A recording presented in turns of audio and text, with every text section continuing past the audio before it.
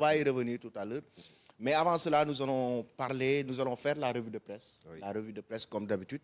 Donc, comme on l'a si bien vu, la revue de presse qu'on va démarrer avec Sadio Mané. Et le journal Record. C'est notre boost matinal à nous. C'est notre boost matinal. La revue de presse avec Sadio Mané qui a été énorme. Le doublé de l'enfant de Bambali. Double buteur contre Al Arouba. 3-0.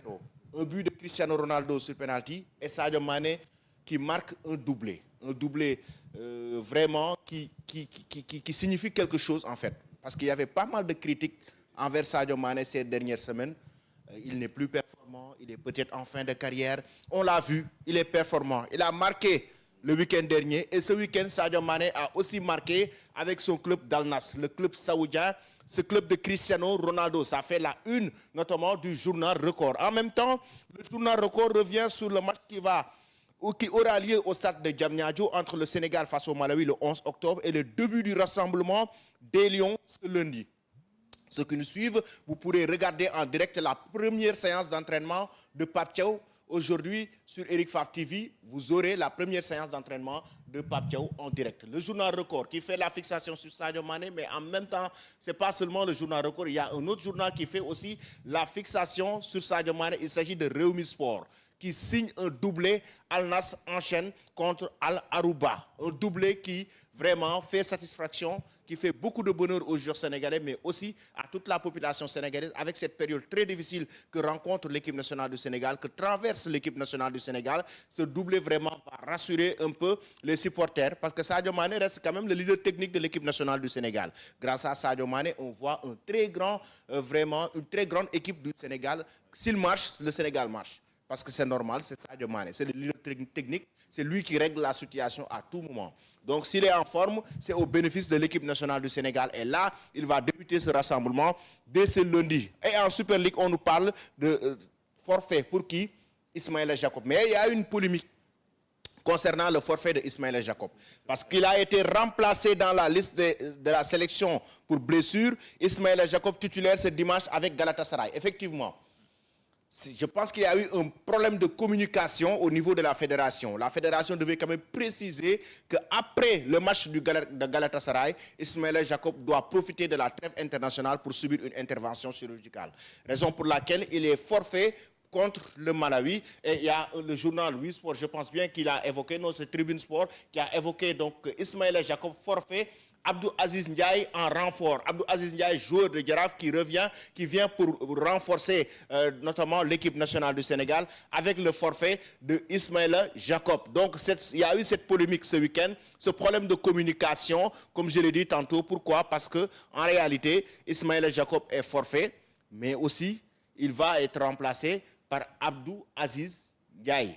Et la fédération n'a pas communiqué sur l'opération de Jacob durant la trêve internationale, alors que Galatasaray a vraiment préparé une opération chirurgicale pour Ismaïla Jacob parce qu'il s'est blessé, mais c'était le match qu'il doit jouer, ensuite profiter de la trêve pour être opéré selon le club. Et le journal Tribune aussi qui parle en même temps du match du Paris Saint-Germain. Le club de la capitale française qui a fait match nul au but partout face à Nice, le PSG qui vit vraiment des moments difficiles. Il y a le sport, le peuple qui revient toujours sur Ismaïla Jacob, tout comme Oui Sport. Donc Ismaïla Jacob, Abdou Aziz Ndiaye convoqué, ça fait donc la une de ces journaux. En même temps, ici, on parle du décès de Idrissa Gana Gueye qui fait des confidences vraiment poignantes concernant le décès de son père. Hein? Oui.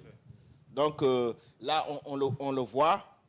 Le remplacement d'Abdou Aziz Ndiaye, donc quand même, certainement, Maodo, que vous connaissez très bien. Tout à fait, dans le championnat sénégalais. Dans le championnat sénégalais.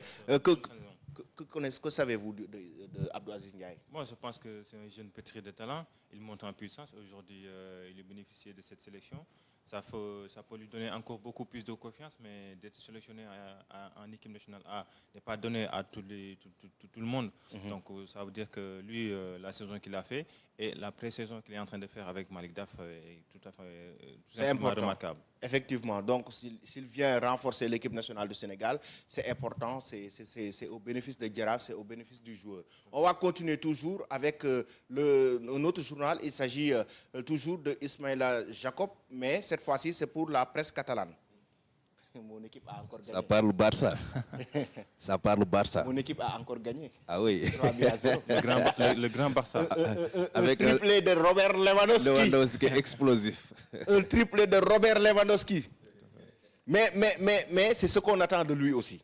C'est ce qu'on attend de lui. On attend de Lewandowski qu'il porte le Barça.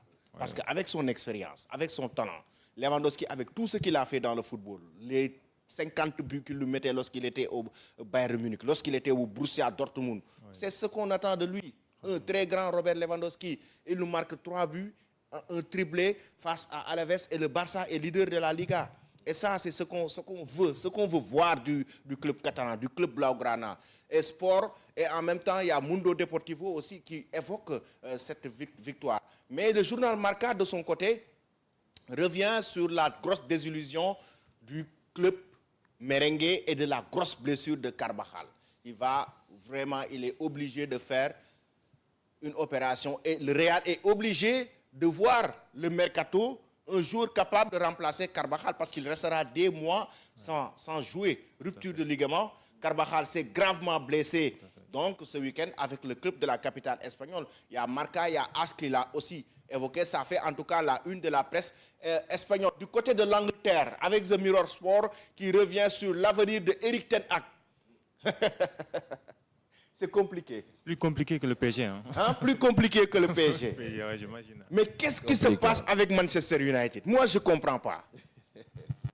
Non, je pense que ce qu'on a dit l'autre jour, hein, c'est un problème institutionnel. Institutionnel. Parce qu'effectivement, ils ont hérité de la gestion de l'ancienne équipe dirigeante et qu'aujourd'hui, bon, malheureusement, ils n'ont pas mis en jour, cette équipe, ils n'ont pas mis à jour par rapport maintenant aux exigences de l'heure. C'est ça le problème de fond de Manchester United. Moi, je pense que le coach, malgré qu'il ait vraiment la motivation de rester, de faire des exploits et tout ça, aujourd'hui, du côté institutionnel, il y a beaucoup à faire. C'est la famille Glazer qu'on doit revoir. La famille Glazer qui dirige cette équipe de Manchester United, qui doit revoir donc la gestion du club. La gestion est trop archaïque, si on peut dire. Archaïque. Oui, il faut, à un moment donné, les Saoudiens étaient venus. Il fallait les laisser le club pour qu'ils puissent injecter des milliards, acheter des grands joueurs, acheter des entraîneurs. Ça me rappelle aussi le départ de Cristiano Ronaldo, polémique, quand il parlait sur certains joueurs, en tout cas, leur manque de motivation, leur manque de détermination envers eux-mêmes, côté travail, perso. Je pense que Ten Hag est un très bon entraîneur. Il a déjà fait ses preuves à Ajax Amsterdam.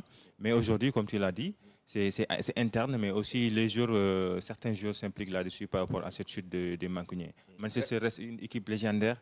Et quoi qu'on puisse dire, c'est une institution ça reste du football Manchester United. Depuis et on espère le que départ ça va de s'améliorer. Alex Ferguson, Manchester United est dans une crise. Raison pour laquelle, au-delà de Mirrorsport, tous les médias anglais sont en train de parler de cette équipe de Manchester United et l'avenir de Erik ten Hag. L'avenir de Erik ten Hag. Mohamed, si on a un autre média anglais qui parle aussi de l'avenir du technicien, parce qu'on a vu que le match nul 0-8 partout face à Aston Villa a mis quand même a augmenté le feu en tout cas concernant cette polémique et que certains supporters estiment que Erik ten Hag doit quitter le club, d'autres estiment que non, il doit rester. Il garde toujours confiance, mais en tout cas il y a eu un véritable problème au niveau de la gestion de Erik ten Hag. Est-ce que son message passe jusqu'à présent dans le vestiaire? On ne sait pas. Comme Maodo l'a dit tout à l'heure, c'est très polémique le départ de Cristiano Ronaldo. Je pense que c'est ce que le journal a évoqué ici même en disant que le plan il y a en tout cas une crise au niveau des chefs, bien des dirigeants de l'équipe. Effectivement, il y a une crise énorme au sein de cette équipe donc, de Manchester United. Alors, les amis, tout à l'heure, on a parlé de l'équipe nationale du Sénégal. On évoquait tout à l'heure l'avenir de l'équipe nationale du Sénégal. Je pense qu'on va faire une fixation aujourd'hui sur l'avenir de l'équipe nationale du Sénégal, sur les noms qui ont été cités pour remplacer aujourd'hui le sélectionneur Aliou Cissé. Parce que déjà, on sait que Aliou Cissé est parti. Donc la façon dont il est parti, on va y revenir. Donc c'est le ministère des Sports qui a pris la décision de ne pas renouveler le contrat du sélectionneur sénégalais. Son contrat a pris fin en fin août. Aliou Cissé donc était déjà sur une lancée de prolonger avec avec l'équipe nationale du Sénégal, mais au-delà même de la prolongation, mais de continuer à servir l'équipe nationale du Sénégal, de continuer à pousser l'équipe nationale du Sénégal durant les éliminatoires de la CAN, de la Coupe du Monde. Et on a vu vraiment que ça a créé énormément de polémiques ces derniers matchs.